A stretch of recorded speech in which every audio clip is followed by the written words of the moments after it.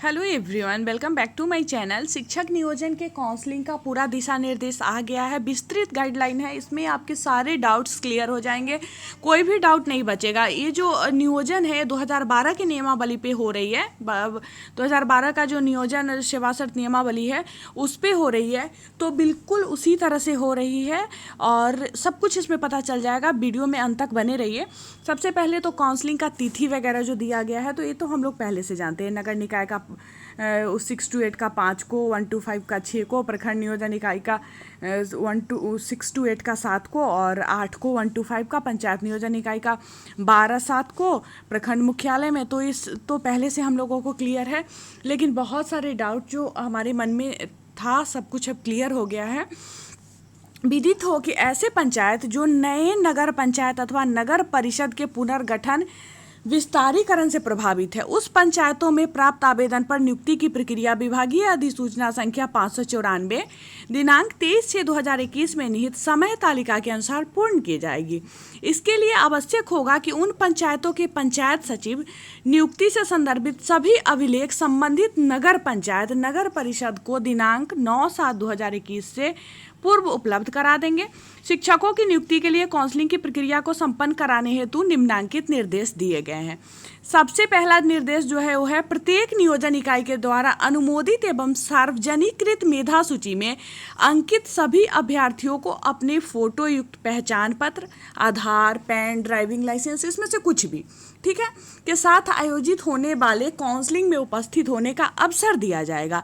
जिला शिक्षा पदाधिकारी कार्यालय द्वारा नियोजन इकाई वार वर्ग 1 से 5, 6 से 8 में नियमित आवश्यक सूचना के साथ काउंसलिंग स्थल की सूचना जिला NIC के वेबसाइट पर अपलोड किया जाएगा तथा काउंसलिंग के दिन काउंसलिंग के पूर्व मेधा सूची की प्रति सूचना पत्र पर चस्पा दिया जाएगा। ठीक है, तो 1 to 5 और 6 to 8 का जो काउंसलिंग का स्थल है वहाँ पे NIC के वेबसाइट पर अपलोड किया गया जो काउंसलिंग के दिन मेधा सूची जो है सो वहाँ पे चिपका दिया जाएगा। इसके बाद काउंसलिंग में अभ्यर्थी द्वारा नियुक्ति हेतु समर्पित अभ्यावेदन के साथ संलग्न किए गए अंक पत्र, प्रमाण पत्रों की मूल प्रति के साथ दो उसकी अतिरिक्त हस्ताक्षरित छाया प्रति सेल्फ अटेस्टेड करके दो छाया प्रति लेके जाना है। और उस अंक पत्र, प्रमाण पत्र से संबंधी विवरण नीचे दिया गया है, जिसमें माध्यमिक परीक्षा का अंक पत्र और प्रमाण पत्र, उच्च माध्यमिक यानी इंटर परीक्षा का अंक पत्र और प्रमाण पत्र, स्नातक का अंक पत्र एवं प्रमाण पत्र, प्रशिक्षण का अंक पत्र एवं प्रमाण पत्र, शिक्षक पात्रता परीक्षा का अंक पत्र, आरक्षित कोटि के अभ्यर्थियों के लिए जाति प्रमाण पत्र, आरक्षित कोटि के अभ्यर्थी के लिए आवासीय प्रमाण पत्र, आय प्रमाण पत्र, पिछड़ी जाति एवं अत्यंत पिछड़ी जाति के लिए, स्वतंत्रता सेनानी के उत्तराधिकारी होने पर प्रमाण पत्र जिन पर लागू हो, दिव्यांगता प्रमाण पत्र जिन पर लागू हो, EWS से संबंधित प्रमाण पत्र जिस पर लागू हो, ये सब कुछ लेके जाना है। उपर्युक्त सभी शैक्षणिक प्रशैक्षणिक योग्यता का मूल अंक पत्र लाना अनिवार्य होगा, किंतु किसी योग्यता का मूल प्रमाण पत्र उपलब्ध नहीं होने की स्थिति में औपबंधिक प्रमाण पत्र मान्य होगा। तो यहाँ पे देखिए, प्रमाण पत्र से संबंधित जो आप लोगों का डाउट था वो भी क्लियर हो गया। अगर आपके पास ओरिजिनल नहीं है किसी चीज़ का तो आप औपबंधिक भी लेके जा सकते हैं, वो भी वहाँ पे मान्य होगा। BTET में सामान्य कोटि के अभ्यर्थी को न्यूनतम 60% अंक, पिछड़ा वर्ग, अत्यंत पिछड़ा वर्ग एवं सामान्य कोटि की महिला अभ्यर्थी को 55% अंक के आधार पर उत्तीर्ण घोषित किया गया है।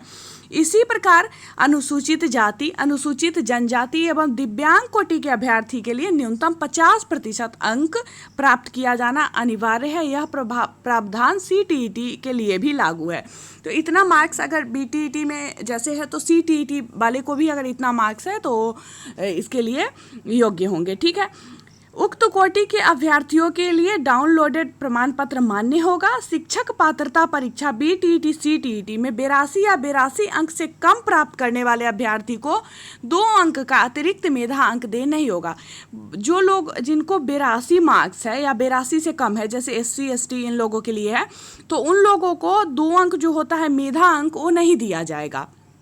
काउंसलिंग में के क्रम में रिक्ति के अनुसार चयनित अभ्यर्थियों के प्रशैक्षणिक प्रमाण पत्र जिसके आधार पर नियुक्ति का दावा किया गया है, शिक्षक पात्रता परीक्षा का मूल प्रमाण पत्र जमा कर लिया जाएगा।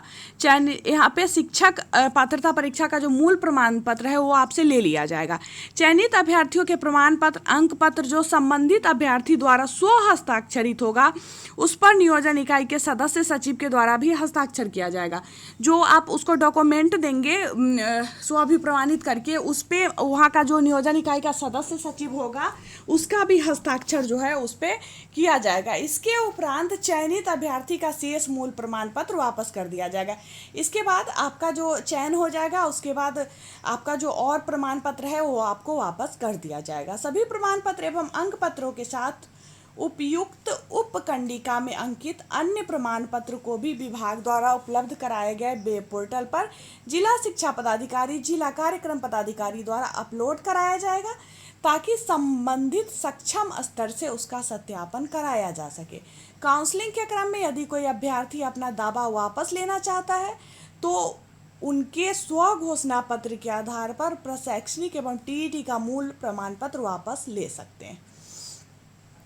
अभ्यर्थी जिस नियोजन इकाई के अंतर्गत नियोजित होने हेतु इच्छुक होंगे, निर्धारित काउंसलिंग दिवस पर उन नियोजन इकाई के संबंधित काउंटर पर पूर्वाह्न 11 बजे निश्चित रूप से उपस्थित रहेंगे।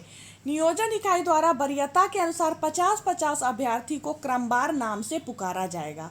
अभ्यर्थियों को पुकारने का क्रम कोटिवार यथा आरक्षित पुरुष महिला कोटि, आरक्षित कोटि के पहले पुरुष को और पहले महिला को बुलाया जाएगा। ठीक है। इसके बाद अनारक्षित महिला, उसमें कोटि बोला जाएगा, जैसे पिछड़ा पुरुष हो गया, महिला हो गया, पिछड़ा वर्ग की सिर्फ महिला हो गई, अत्यंत पिछड़ा वर्ग का पुरुष हो गया, पुरुष महिला दोनों हो गया, फिर अत्यंत पिछड़ा वर्ग की सिर्फ महिला हो गई, अनुसूचित जाति का पुरुष और महिला दोनों, इसके बाद फिर अनुसूचित जाति की फिर महिला, फिर अनुसूचित जनजाति का पुरुष और महिला दोनों, फिर अनुसूचित जनजाति की महिला, इसके बाद आरक्षित वर्ग की महिला जैसे आरएफ हो गया, आर्थिक रूप से पिछड़े वर्ग के पुरुष और महिला, इसके बाद ईडब्ल्यूएस कोटि के फिर महिला। ठीक है। निःशक्त अभ्यर्थी जिस नियोजन इकाई में पद आरक्षित होगा वहाँ निःशक्त अभ्यर्थी को सर्वप्रथम नियोजन का अवसर उनके लिए उपलब्ध रिक्ति के सापेक्ष देने का दायित्व तो संबंधित नियोजन इकाई का होगा। और जहाँ पे दिव्यांगों का सीट है वहाँ पे सर्वप्रथम इनको मिलेगा। ठीक है। जो जहाँ पे रिक्ति रहेगी वहाँ पे इनका दायित्व होगा कि सर्वप्रथम इनका हो। ठीक है। इसके पश्चात स्वतंत्रता सेनानी जिन्हें केंद्र सरकार द्वारा पेंशन स्वीकृत है, पोता पोती नाती नातिन को यथा उपलब्ध रिक्ति के सापेक्ष काउंसलिंग कराया जाएगा।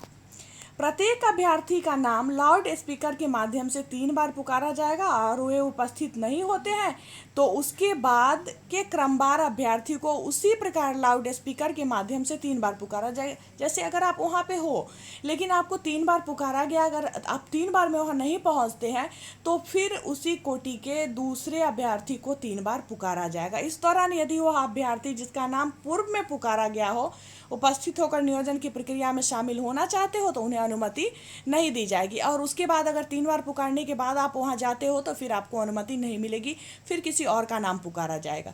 वरीयता सूची से सभी अभ्यर्थियों को बुलाने के बाद यदि रिक्ति अवशेष रह जाती है तो ऊपर की सूची में अंकित अभ्यर्थी जिसका नाम पुकार होने पर अनुपस्थित रहे वैसे छूटे अभ्यर्थी को मेधा सूची के अनुसार काउंसलिंग की प्रक्रिया में शामिल किया जाएगा।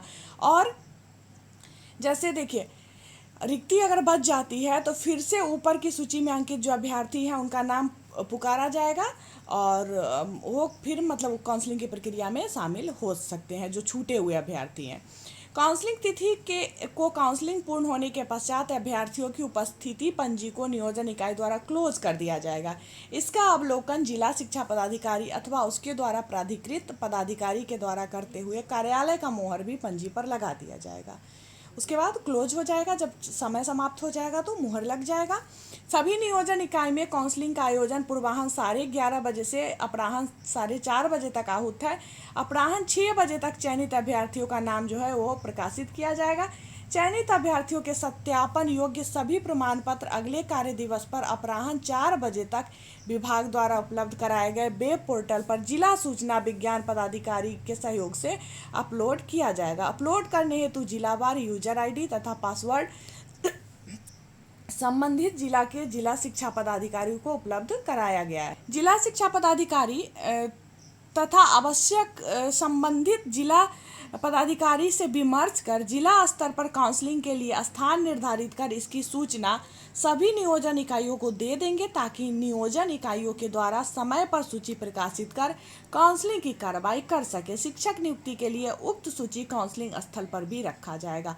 कोविड-19 के प्रोटोकॉल के अनुसार स्थल चयन के क्रम में काउंसलिंग में सम्मिलित होने वाले अभ्यर्थियों के अनुमानित संख्या, काउंसलिंग के लिए काउंटर की व्यवस्था, प्रवेश एवं निकासी की व्यवस्था, उपस्कर एवं अन्य आवश्यकताओं का ध्यान रखा जाना वांछनीय होगा।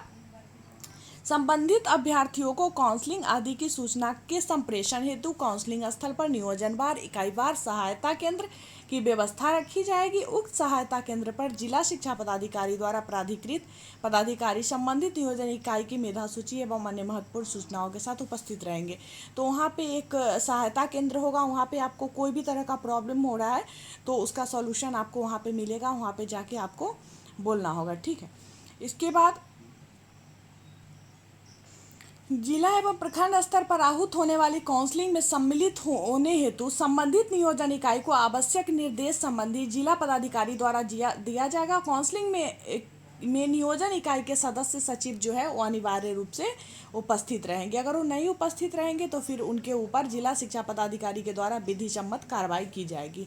चयनित अभ्यर्थियों के अपलोड किए गए सभी प्रमाण पत्रों के सत्यापन के उपरांत इसकी सूचना जिला शिक्षा पदाधिकारी कार्यालय द्वारा संबंधित नियोजन इकाई को दी जाएगी। सत्यापन के उपरांत नियुक्ति पत्र निर्गत करने हेतु सूचना विभाग द्वारा अलग से दी जाएगी।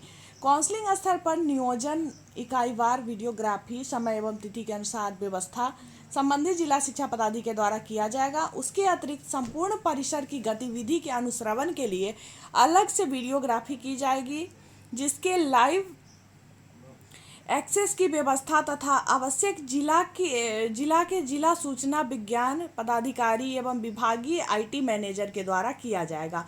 काउंसलिंग स्थल पर बड़ी संख्या में अभ्यर्थियों की उपस्थिति संभावित है। इस हेतु कोविड-19 प्रोटोकॉल को देखते हुए काउंसलिंग स्थल पर विधि सम्मत व्यवस्था करने के लिए जिला पदाधिकारी एवं आरक्षी अधीक्षक द्वारा पर्याप्त संख्या में दंडाधिकारी की आरक्षी बल की प्रतिनियुक्ति की जाएगी।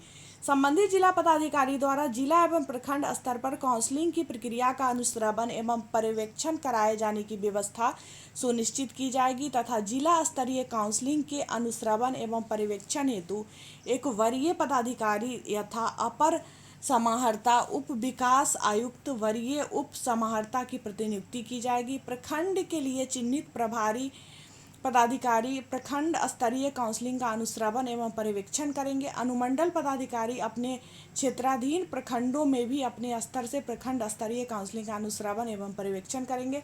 काउंसलिंग की प्रक्रिया का पूर्ण अनुश्रवण के लिए राज्य स्तर पर शिक्षा विभाग द्वारा नियंत्रण कक्ष की व्यवस्था की गई है, जिसका दूरभाष संख्या भी यहाँ पे दिया गया है, जो प्रत्येक कार्य दिवस में 11 बजे पूर्वाह्न से 6 बजे अपराह्न तक क्रियाशील रहेगा।